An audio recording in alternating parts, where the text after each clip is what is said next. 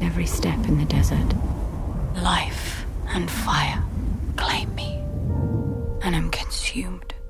I would like to introduce Gertrude Lothian Bell. You will not scare the young man with your intelligence. Get me out of here, anywhere, please. What about Tehran? It is the secret epicenter of the world.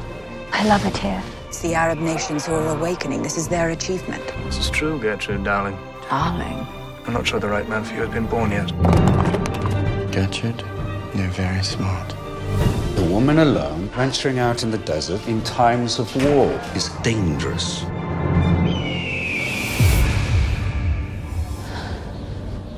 I've spotted tracks.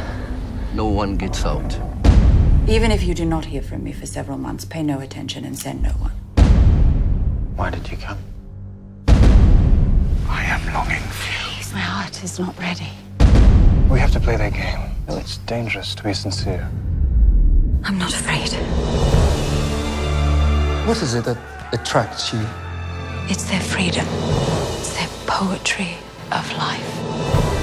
If I die, it shall be at the hands of your sheikh. Take me to your sheikh now! Wherever you are in the world, wherever I might be, we belong to each other. She is the maker of kings.